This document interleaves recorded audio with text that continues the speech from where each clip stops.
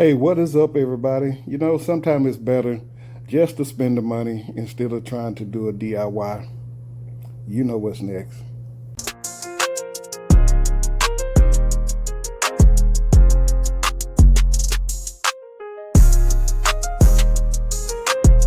Good afternoon, everybody. Hope everybody's having a great day, a great start to the week. And as I was saying in my intro, there's some things that I think you should just pay for instead of trying to DIY it yourself. And for me, it was the chute blocker. But before we get started, I'd like to thank all the new subscribers that have subscribed to the channel. I really appreciate it. And all the subscribers that have already subscribed to the channel, that's coming back and watching the content. I really appreciate it. Again, if y'all have any other videos that you'd like to see, please just shoot me an email down in my description box. I have my email there. Just shoot me an email and we'll see if we can get to it. But with that being said, well, let's get started. As you can see, I installed advanced, I think that's a Ballot advanced chute blocker on my zero turn. You know, I think a few months ago I did a video. I tried to install one myself, or do a DIY chute blocker myself. And for the most part, it worked okay for a few weeks. And as you can see, this is it. You know, it worked okay, but the problem I was having was, seems like every other week, I was continually trying to tighten it to keep it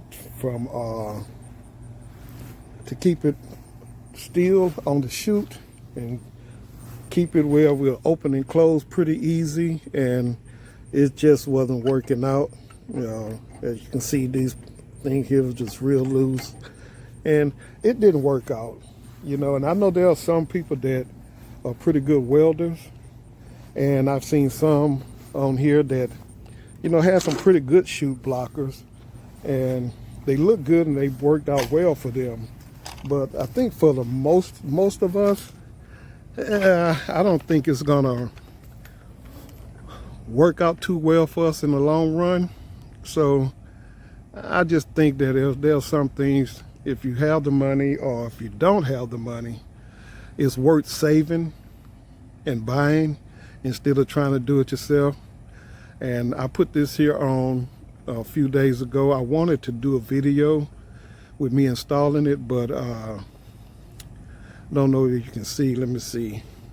My finger here, I almost cut my finger off a couple of weeks ago, and it was pretty hard for me to try to do a video and do a successful one, a pretty good video, and it took too long with me trying to work with just 3 fingers, because they had a soft cast on it. But I'm still gonna go over this one and just let you see. But if you look at it now, I think that looked much better, and it looked more professional than this that I had on there. You know, it's kind of embarrassing. You got some nice looking equipment and you got a piece of crap, you know, look like that on your zero turn.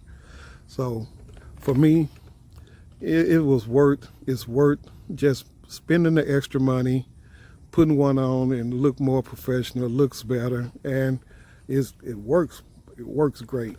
So we're gonna go over it, and like I said, I wish I could have done a video, but as you can see, it opens up easy, it closes easy, it's pretty stiff.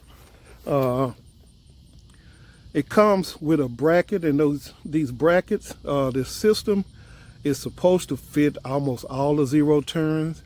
So if you can't get it to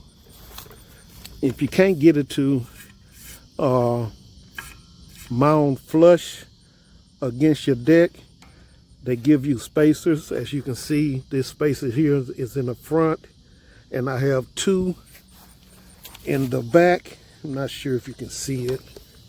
Let's see. Well,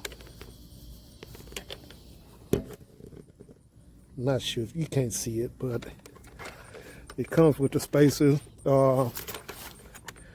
It was very easy to assemble. Put it down. It was very easy to assemble. And if you can see, it's flushed against the deck. But when you're assembling it, it gives you this here plate here. So you would take this plate and you put the chute on here. Then you go ahead and put the arm on there. And then you just find out exactly where you want to place it on your deck. And once you place it on your deck, again, if it doesn't fit flush against your deck, they give you the spacers. And you have to drill a hole into your deck and you mount it from there. Let's see. Okay, yeah, you can see the spacers is right here on the back side that I did. So once you get that, it's pretty much set. It's very easy to assemble. I tried it out a couple of times and I really like the way it worked. It has the little air holes on the side, and it catches the grass pretty well. So when you're doing it, again, you may have to, install it accordingly to your deck. But it to me, it came out and it turned out pretty well, and I really appreciate it. I'm gonna cut, a couple of more weeks and do another video on the and just give it another review. But so far, I think it's gonna do the job that I need. Now, the only problem I have, and I'm not sure, and I was thinking about putting a grass catcher on there for some of the yards once the mulching season start. Well, when I have to mulch up the leaves. I'm not sure if that's going to interfere with it or not, but if it does, I'm not too worried about it, because last year I had on my Husqvarna, I had a chute blocker on it with a mulching blade, and it did very well mulching up the leaves and stuff. So, but that's the only problem that I can see that this chute may affect. But other than that, I think it's going to be well worth the money. So again, there are some things, like I say, I think you should just pay the money. Just pay the money and do it yourself. Have someone else to install it instead of trying to build your own crappy chute as this one was. Another thing, weed eaters. I have a weed eater that I have taken to the shop twice. It's a Echo weed eater. First time I took it to the shop, with diagnostic and everything, $35 for the diagnostic, and when I went back to pick it up, another $65 or $70, to pick it up. So it's like $100. And to me, after you do that twice, it's not worth the money to keep taking your Echoes, your weed eaters to the shop. So that $220 that I spent twice, that's basically buying another new one. At least what is that? The Echo SRM 255. Those are like $250 brand new.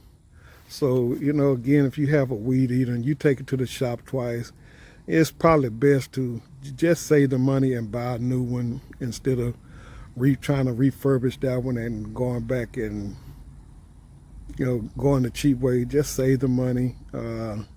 You're in the lawn business. You want your yards to look good. You don't want to have problems breaking down with your equipment while you're out there. So in a lot of cases, it's better to just buy the stuff new and get your little two-year warranty or a 5-year warranty on it if it's a commercial brand.